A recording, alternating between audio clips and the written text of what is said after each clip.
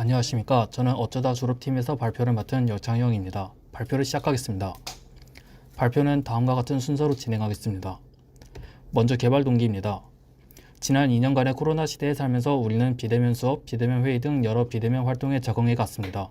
이러한 삶에 적응하면서 다양한 비대면 서비스들이 생겨나는 현 시점에 진단 또한 비대면으로 할 수 있지 않을까 하는 생각에 진단 및 주변 병원 탐색을 해주는 의료 챗봇 어플리케이션 마이아파를 개발하게 되었습니다. 다음은 개발 목표입니다. 초메디신에서 기존에 개발한 질병 문진 어플인 낭만 닥터 플러스의 확장성을 목표로 두고 있습니다. 또한 마이아파는 병원을 방문하지 않고도 여러 정보들을 종합해 가장 적합한 병원의 위치를 유저에게 전달하는 기능을 가진 어플리케이션을 개발하여 용이한 접근성과 사용성 제공을 목표로 하고 있습니다. 특징으로는 채팅 형태로 주어지는 간단한 질문들을 통해 진단 후 그에 맞는 근처 병원을 탐색하는 기능을 제공합니다. 그에 따른 기대 효과는 자신의 증상에 맞는 병원이 어딘지 모르는 경우 알맞은 병원에 찾아갈 수 있게끔 할 수 있으며, 사용자 주변에 전문 병원이 없어도 해당 증상을 진료하는 병원이 있을 경우 검색되어 알려주는 역할을 합니다. 이와 관련된 예시로는 가정의학과에서 내과에서 진료하는 항목 중 일부를 하는 경우가 있습니다.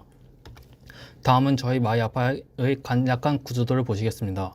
사용자는 채팅방 형식으로 꾸며진 UI에 자신의 증상을 입력하면 앱 내부에서는 진단을 내리기 위해 내부 자체 데이터베이스에서 증상을 참조하여 예상 질병을 도출합니다. 예상 질병을 통해 진단가명을 받아온 후 이를 바탕으로 병원 정보 서비스 API를 호출하여 인접한 병원들의 정보를 전달합니다. 전달받은 정보를 바탕으로 앱에서는 UI에 사용자와 인접한 병원 정보를 지도에 표시합니다. 이후에 탐색했던 병원을 유저가 다시 찾고 싶을 때는 DB에 저장된 정보를 통해 API로 재호출하지 않고 다시 병원을 지도에 표시해 확인할 수 있습니다. 프레임워크 및 주요 데이터 중 첫 번째로 플러터입니다. 플러터는 현재 구글에서 많은 지원을 하는 크로스 플랫폼 개발 툴입니다. 지난달인 5월 플러터 버전 3.0으로 업데이트가 이루어지는 등 계속적인 지원이 이루어지고 있고, 다양한 라이브러리도 지원되어 어플리케이션 구축의 편리성도 갖추고 있습니다. 이러한 이유로 저희는 개발 툴을 플러터로 정하게 되었습니다.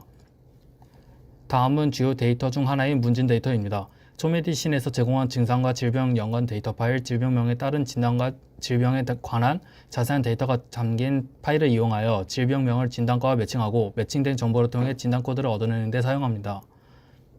다음은 주요 데이터인 병원 정보 데이터에서는 앞에서 얻어낸 진단 코드를 통해 API 호출을 진행합니다. API 호출에 사용되는 데이터는 공공 데이터 포털에서 제공하는 건강보험 심사평가원 오픈 API를 활용하며 사용자 주변의 병원명, 주소, 전화번호, 사용자 위치로부터의 거리 등의 데이터를 가져옵니다. 다음은 유저가 실제 실행하였을 때 진단 채팅의 단계를 간단히 설명드리겠습니다. 다음과 같이 유저가 채팅으로 기본 정보와 주요 증상을 입력하면 앱은 거리에 따라서 병원을 찾고 병원 위치와 이름을 포함한 정보와 함께 병원을 지도에 표시하여 유저가 근처 병원의 정보를 확인할 수 있습니다. 바로 시연 영상을 보시겠습니다. 시연 영상입니다. 먼저 어플리케이션을 실행하게 되면 기기 위치에 액세스 가능한 권한을 요청합니다. 여기에서 권한을 허용하지 않으면 OS 정책상 앱이 실행되지 않습니다. 앱이 실행되면 홈화면에 로고와 진단 채팅 시작하기 버튼, 열람했던 병원 기록을 저장한 최근 탐색 기록 버튼이 있습니다. 바로 진단 채팅을 시작해 보도록 하겠습니다. 먼저 챗봇이 병 진단 기능을 원하는지 병원 정보에 대한 검색을 원하는지 물어봅니다. 진단을 입력하면 유저는 병 진단을 위한 프로세스를 진행하게 되고, 병원을 입력하면 챗봇의 안내에 따라 원하는 병원 진료과를 선택하여 병원 정보를 열람할 수 있게 됩니다.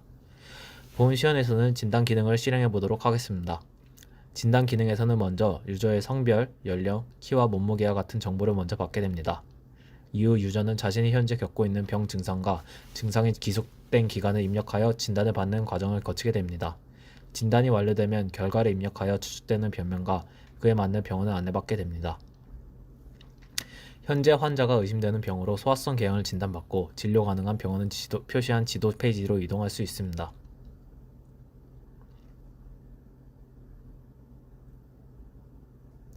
지도 페이지입니다. 다음과 같이 병을 진찰해 줄 수 있는 병원이 표시됩니다. 병원을 누르면 병원의 상세 주소와 병원 전화번호를 열람할 수 있습니다. 핀을 눌러서 열람된 병원은 이후 병원 탐색 기록에 추가되어 다시 열람할 수 있습니다. 또 다른 진료 가능한 병원입니다. 이번엔 의심되는 병명을 직접 입력하여 검색해 보겠습니다. 마찬가지로 아토피성 피부염을 진찰해주는 병원들이 지도에 표시되어 나옵니다. 이번엔 진단가를 직접 입력하여 검색해 보겠습니다. 핵의학과를 검색한 결과입니다.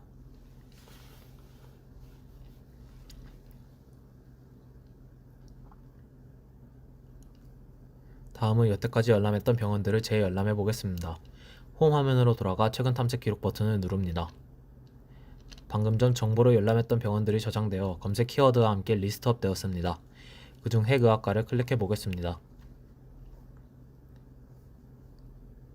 열람했던 핵의학과가 다시 지도와 함께 표시되었습니다. 이상으로 시연 영상을 마치겠습니다. 다음으로는 저희 앱의 한계점에 대해 말씀드리겠습니다. 비대면 문진을 통해 얻는 결과의 정확성은 아무래도 의사와 직접 대면하여 진료하는 것보다는 상대적으로 낮은 편이고, 실존하는 질병들 수에 비해 저희 앱에서 진단할 수 있는 질병명 데이터가 조금 부족합니다. 또한 공공 오픈 API를 활용했다 보니 데이터에 부정확한 정보가 있고 갱신 주기의 기간이 길어 수정에 오랜 시간이 걸릴 수 있다는 한계점이 있습니다. 하지만 병원 평가 정보나 병원 예약 등의 추가적인 서비스를 확장하기가 용이합니다.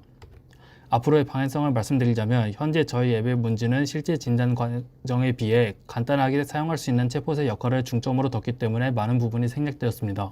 이를 해결하기 위해 좀 더 많은 데이터의 수집과 진단 항목의 수가 필요합니다.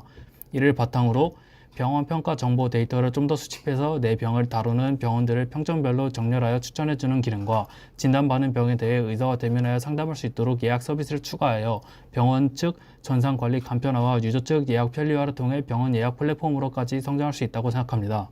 감사합니다.